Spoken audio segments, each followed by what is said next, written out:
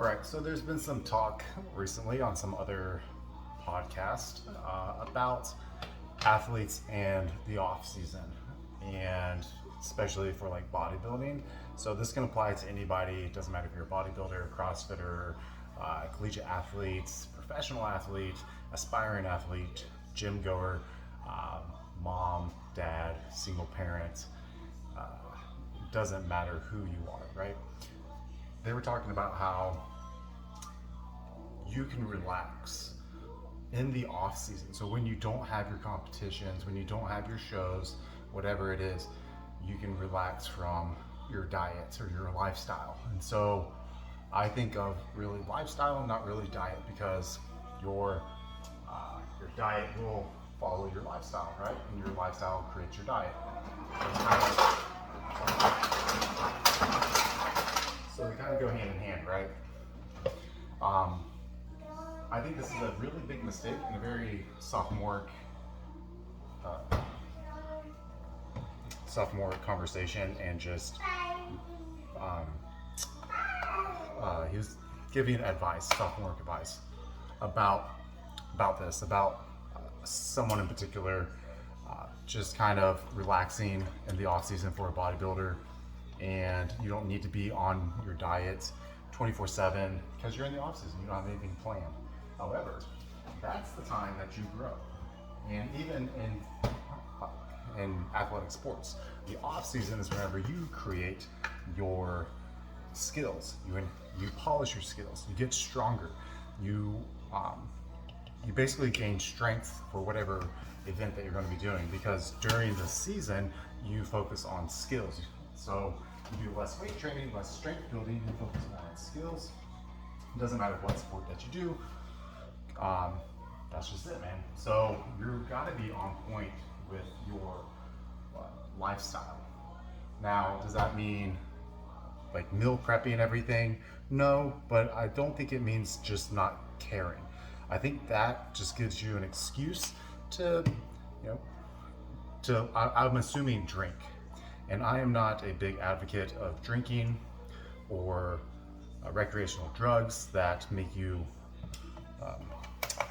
incoherent to your surroundings, or dulls the pain or your mind of mental stability. I think all of your mental faculties should be engaged throughout your life. And I really see that this is a problem, especially with people who want to say, quote unquote, enjoy life, because enjoying life means that you go out and you party, right? And that's not true. And that's just kind of like a kid thing to say, because I can tell you right now, when you have a child, your life changes, and you kind of have to find enjoyment out of other situations, and you find enjoyment out of other experiences that maybe, doesn't really interest you. And you do it because you love your children, or you love your spouse. Maybe your spouse has something that they're into for hobbies. But I mean, you can see I'm watching Blaze and Baby Shark, and it's because of Derek and Kenneth. Kenneth is gone right now to the store with his mom. So, it's enjoying these little things and letting them enjoy it with you. So I just really would go against the advice of saying that you should go enjoy yourself and stop your diet, or don't be so meticulous with your diet, like meal prepping and such. One thing you're going to learn is, it's bad lighting, that again, like I gotta reiterate, man, you're always in season. It doesn't matter what sport you are. It doesn't matter if you're losing weight, gaining muscle. It's always in season. Because some, enjoying life does not mean drinking. I think if you have to drink in order to enjoy life, you have some you have something missing in your life and you're trying to find something. You're trying to cover that void or fill that void with something to, make you not think about it. Drugs, drinking really don't enhance your lifestyle at all. And there's not one thing that it does. And I just think that you're doing yourself a disservice and others around you and others who follow your advice. If you say, hey man, relax, drink, do some drugs. I'm totally fine with people doing edibles with THC for therapeutic use or for helping them fall asleep. But there's no real science backing that drinking alcohol or a glass of wine will actually make you sleep better and deepen your sleep. It actually does not do that. And it can cause some other issues with your REM cycle and with your sleep. You actually won't get as good of sleep as you think. And you do it over and over, day after day, you have some renal problems that may occur. But alcohol, wine before bed does not act the same as taking GABA from a supplement store. So not the best idea, and prove me wrong with your data showing this otherwise. And it won't even lower cortisol level for helping you lose weight or to wind down. Whenever you hear bodybuilders saying that they drink Patron or alcohol or something to get them dry for the show, it does have a slight drying out, a diuretic effect, but they're also taking a lot of other gear compounds to help them with that effect. You don't see natural bodybuilders do that to where they get like paper thin skin by drinking alcohol at all. It just won't do that. So it's really just more about water loading and how your renin and your adrenals are working the night before, and stress. So it might make you reduce stress, but again, not good for your overall health. I'm kind of rambling on now, but the main point across this is I really think you need to take a step back and look at your life.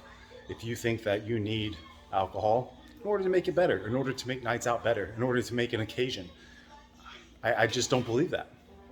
There's too many other things that you can do to stimulate your mind and grow your experiences on life and broaden your perspective and deepen your wisdom and find enjoyment out of things that you just haven't seen beauty in before, and finding enjoyment out of the things that maybe you find slightly annoying, right? Like, I'm not the biggest fan of outside nature, right? But I've spent my time in nature, and I think that it's really good to get sun and to sweat, and I think it's good to watch the sunrise. I think it's good to see the sunset. It helps hormonally, helps us to regulate serotonin and dopamine and cortisol. And it regulates a lot of, like, even our eyesight. It regulates a lot of hormones in our body. So I would say learning to appreciate the things that maybe you just don't really find attractive in your life, that I think that'll make your life a little bit better, and you won't need to seek after something that would impair your judgment, impair your mind, impair your faculties to that extent. And it's not a good example for the generations coming up.